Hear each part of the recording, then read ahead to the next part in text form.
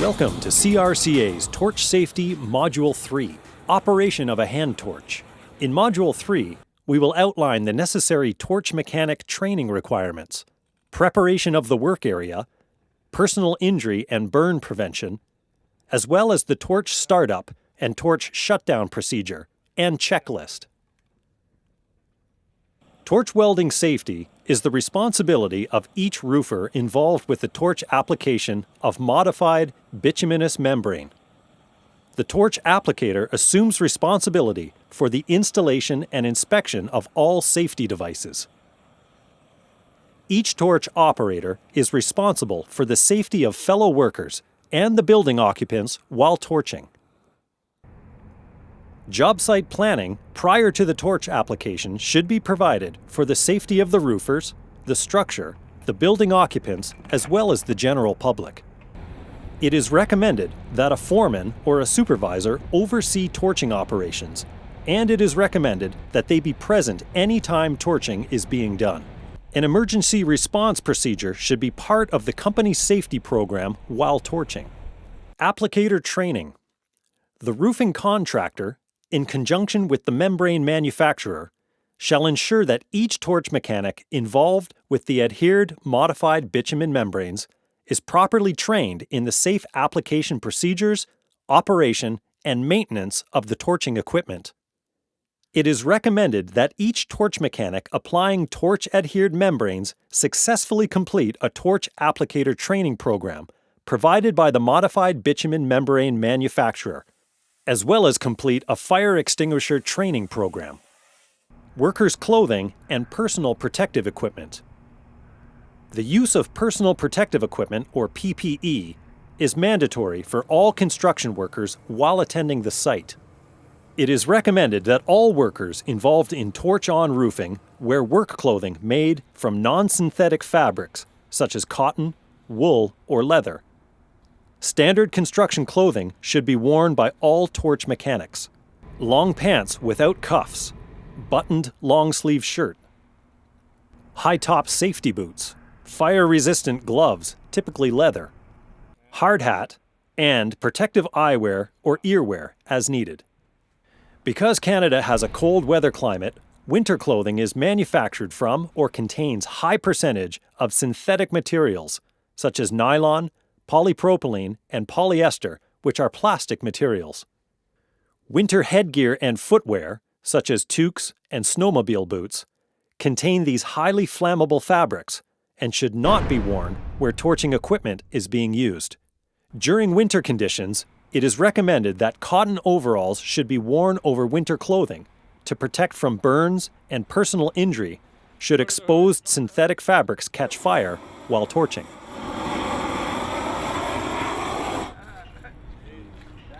Maintain work clothing. Do not wear garments that have tears or openings or are badly worn, such as footwear, as they are unsafe. Immediately remove any clothing that comes in contact with solvents, such as gasoline and petroleum-based primers and adhesives, as this is an extreme fire hazard. Do not wear athletic clothing or footwear while torching. Prior to torching, the work area must be cleared of all materials, such as loose papers and cardboard tubes that come with the modified bitumen rolls, loose poly wrapping and shrink wrapping, wooden pallets,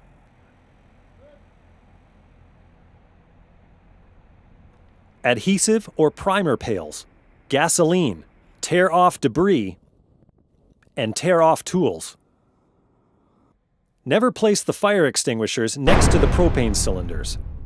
In the event that a fire occurs around the cylinder, you would be prevented from reaching the fire extinguisher. Place charged fire extinguishers in the work area approximately 3 meters from the propane cylinders. Ensure the fire extinguisher pin and tamper seal are in place prior to use. Recharge all extinguishers immediately after use, regardless of how much they were used. Both water and ABC-type chemical extinguishers should be placed in the work area. It is recommended that a 1-to-1 ratio be maintained, one extinguisher for each torch being used. During winter work, An antifreeze solution can be added to water-type extinguishers to prevent freezing. Prior to torching, inspect all equipment for damage. Place propane cylinder upright on a dolly, approximately 3 meters from the operator. Untangle and extend propane hoses. Check that all control valves are closed. Place a spark igniter beside the torch. If not previously done, leak check connections before igniting the torch. To prevent personal injury and burns, we recommend the following. Wear work clothing in good repair, personal protective equipment, and fireproof gloves whenever torching. Remove clothing that has come in contact or is saturated with gasoline, primer, or adhesive prior to lighting the torch. Do not wear clothing made from synthetic fabrics while torching, especially during winter months. Wear coveralls. Do not wear shorts or t-shirts when torching. Use a spark igniter, not a butane cigarette lighter, to light your torch. Do not light your cigarettes with a lit torch. Serious facial burns could result. Use a cigarette lighter for the purpose that it was intended. Never check for propane leaks with an open flame. Use a leak check solution. Do not use excessive lengths of propane hose while torching. The propane vapor is to be stored in the propane storage cylinder, not in the hose. Maximum recommended hose length is 16 meters, or 50 feet. It is recommended that torch mechanics handling propane complete a transportation of dangerous goods safety program provided by their employers. It is recommended that workers working around the torch operator when the torch is lit be no closer than 1 meter or 3 feet away from the open flame. Torch startup procedure. Fully open the cylinder valve slowly, pointing the safety relief device away from you and any source of ignition. Open the regulator by turning the hand wheel, and where required, set the pressure gauge on the regulator. Point the torch away from the body. Open the pilot control valve and ignite LP gas with a spark igniter. Depress the torch trigger valve and test for proper torch flame and regulator operation. Check operation of the pilot, trigger valve, and regulator. If not working, replace the defective parts. Repeat the startup procedure if the flame is extinguished.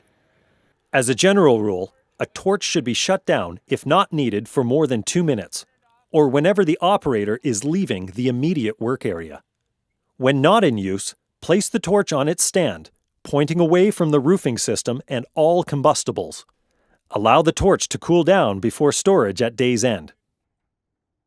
And most importantly, never leave a lit torch unattended for any reason. Intermittent torch shutdown. This procedure applies when the operator is in the work area and the torch is not required for a short term.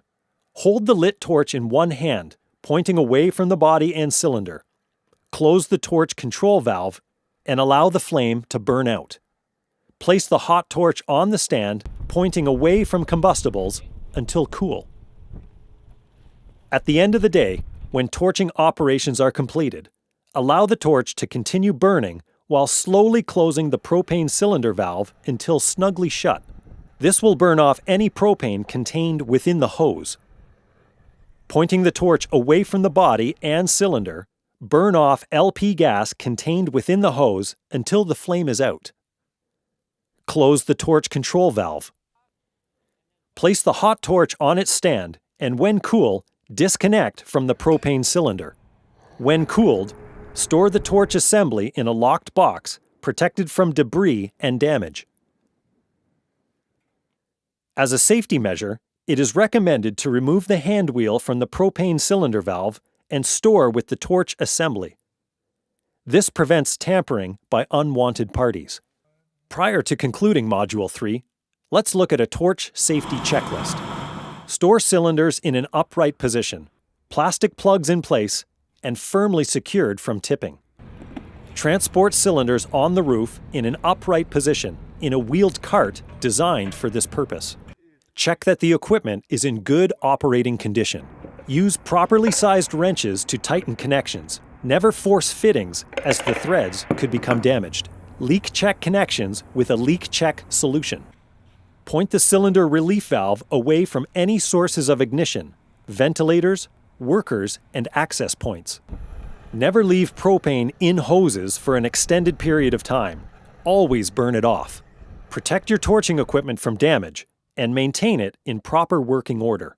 Always place a hot or burning torch on the stand and pointing away from any combustibles. Do not leave a lit torch unattended for any reason.